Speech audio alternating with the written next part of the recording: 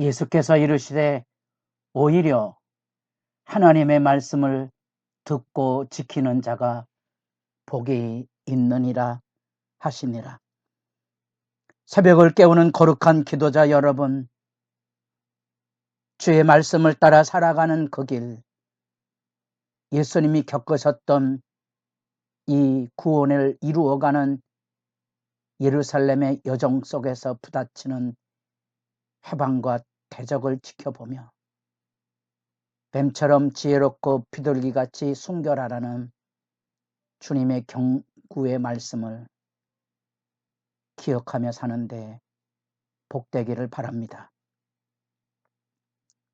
오늘 우리가 읽어갈 하나님의 말씀은 누가복음 11장 27절에서 36절까지의 말씀으로서 예수님이 예루살렘 올라가시며 그곳에서 별세하실 이 예수님의 구원 역사 앞에 그 심판이 들려지게 되는 이제 여기 구원의 역사가 예수님 안에 이루어질 때 그것에 대한 논쟁이 심화되고 있는 그 단락을 지금 읽어가고 있습니다. 이 예수님의 구원사를 향한 믿음의 여정 앞에 갈릴리 여정의 권능의 역사가 있었다면 이 예루살렘 여정의 역사에는 권위 있는 가르침의 주제인데 이 예수님의 권위 있는 가르침에 대하여 무지와 불신앙으로 악의적인 회방과 대적이 일어나는 장면을 우리가 지금 읽어가고 있습니다. 예수님의 사역에 빨간 딱지를 붙이듯 바알세불을 힘입어서 귀신을 쫓아내다는 악평을 가지고 사람들을 꾀려고 하는 당대의 종교 지도자와 무리들의 오염에 대하여 여기 무리 중에 한 여자가 마치 성령의 충만함을 입어 찬양을 열은 것처럼 당신을 뵌 태와 당신을 먹인 젖이 복이 있나이다. 엘리사벳이 예수의 어머니 마리아를 만났을 때 그 안에 성령으로 쏟아져 나온 이 하늘의 찬양이 이제 여기에게도 여기 이 자리에도 쏟아져 나올 때 예수님께서 분명히 그것을 교정시켜 주고 계십니다. 예수께서 이르시되 오히려 아니다. 오히려 하는 강조입니다. 진정한 복됨이 뭐냐? 예수의 어머니 마리아가 아니라 하나님의 말씀을 듣고 지키는 자가 복이 있느니라. 지금 이 하나님의 말씀을 전하고 가르칠 때 바알세불이 들렸다고 매도하고 악평하고 사람들을 획착하고 있는 이 거대한 현실에 지배하고 있는 악의 세대 앞에 주의 말씀을 정직하게 듣고 그 말씀을 믿어 그 말씀대로 행하는 자가 복이 있다 하시며 이 약한 세대가 구하는 표적에 대하여 예수님이 요나의 표적을 들어서 경종 사람들을 깨우고 있습니다. 이 세대가 악한 세대라 표적을 구하나 표적은 예수님께서 말 못하는 귀신을 쫓아내심으로 충분히 표적이 됐음에도 불구하고 계속해서 표적을 구하는 거죠. 왜냐하면 예수님에 대한 불신앙과 의심과 악의적인 회방을 일삼는 악의 풍조기 때문에 이 세대는 악한 세대라 요나의 표적밖에는 보일 표적이 없다. 이 누가복음의 요나의 표적 이미지는 분명합니다. 요나의 말씀을 통하여 놀랍지만 니느웨 사람들은 요나가 표적이 돼서 회개했다는 거죠. 그러나 지금 요나보다 큰 이 예수님이 오셨는데도 예수님의 말씀을 듣지 않으므로 니느웨 사람들이 이 시대 사람들의 악함을 고발하지 않겠느냐 하는 논증을 지금 펴고 있는 겁니다. 그래서 요나의 표적처럼 지금 예수님의 표적입니다. 듣고 회개하면 구원을 받을 것이고 그렇지 않으면 심판을 받을 것인데 요나의 표적이 니느웨 사람들에게 구원을 이루었는데 오늘 여기 요나보다 큰 예수님이 왔는데 이 백성이 그 말씀에 회개하고 구원을 이루지 못하는 이 무지하고 악한 세대의 어둠의 깊음. 그래서 예수님께서 한 걸음 더 나아갑니다. 솔로몬의 지혜를 듣고자 저 남방의 아라비아 쪽에 스바 여왕이 예물을 들고 찾아오지 않았느냐. 그 지혜를 갈망하고 솔로몬의 지혜를 들으려고 땅끝에서부터 왔는데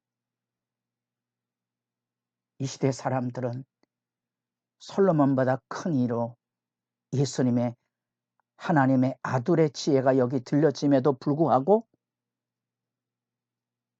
그 가운데 회개하지 않은 이 현실을 지금 개탄하시듯이 말씀하고 있는 겁니다. 그래서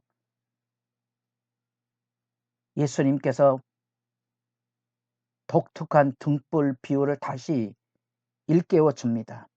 복음서마다 이런 비유도 의미의 초점이 각기 다르게 비춰지고 있습니다. 여기 누가복음에서 드는 이 등불의 비유는 내 몸의 등불은 눈이라.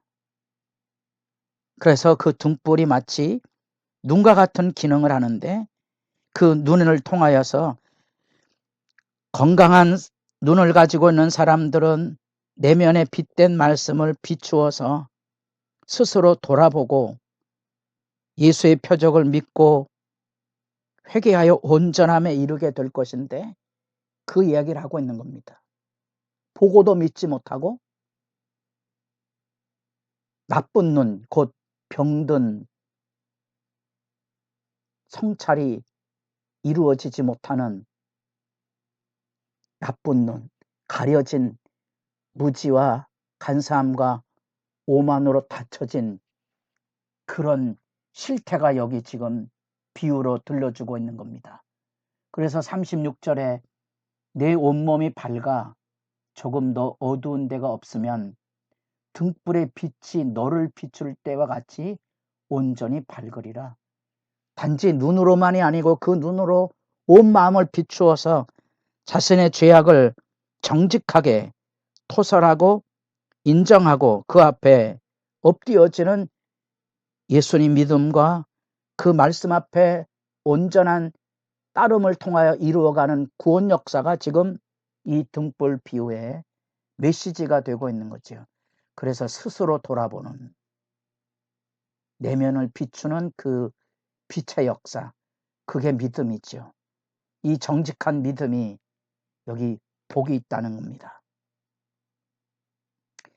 우리는 예수님의 구원 역사에 예루살렘 여정에서 부딪히고 있는 이 악의 실체들을 이제 극렬한 반대로서 만나보게 됩니다.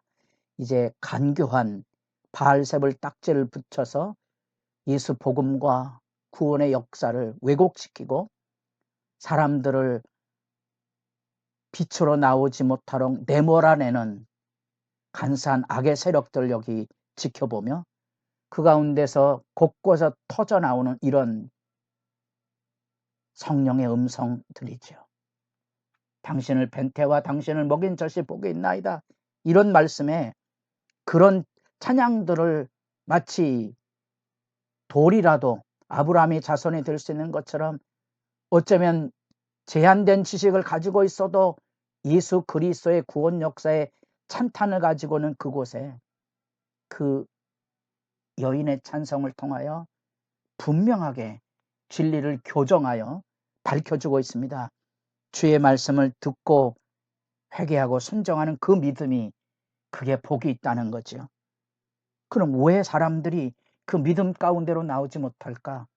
그래서 자꾸 말 못하는 벙어리 귀신 들린 자를 고쳤음에도 불구하고 그게 눈앞에 표적임으로 드러남에도 불구하고 지속적으로 표적을 구하거나 바알셉을 논쟁으로 아주 악평하여 더럽게 그 인상을 흐리는 이 무서운 악한 세대 앞에 요나의 표적을 드는 거죠. 요나의 메시지를 통하여 니느웨 사람은 회개하지 않았냐.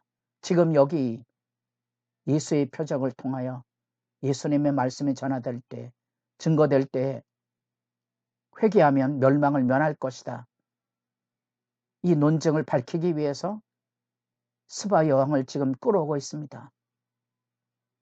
남방에서부터 지혜로운 마음을 듣기 위하여 솔로몬에게 찾아와서 그 지혜의 경탄을 이루었는데 너희는 지금 이렇게 대조하고 있는 거지.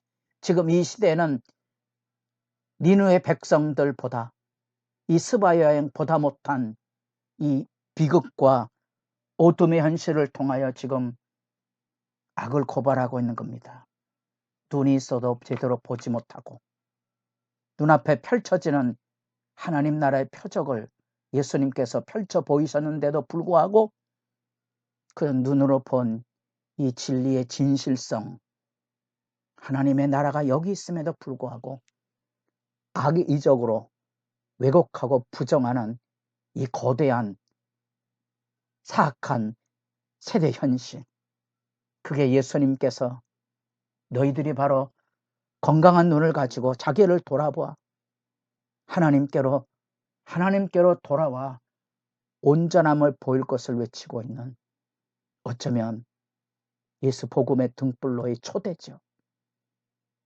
안타까운 눈물의 초대, 이런 초대가 세대의 악함에 거절되고 해방이 되고 마지막에 예루살렘이 멸망할 때까지 이 악의 행포는 그리스도를 영접하지 못하는 역사의 비극으로 지금 달려가고 있는 모습을 안타깝게 지켜보고 있습니다. 주의 말씀을 듣고 계십니까? 그 말씀을 믿고 그 말씀을 따라 여러분도 회방과 대적이 만연된 세대 앞에 정직한 믿음을 지키고 있는지 주님 붙드는 복 있는 시간이 있기를 바랍니다.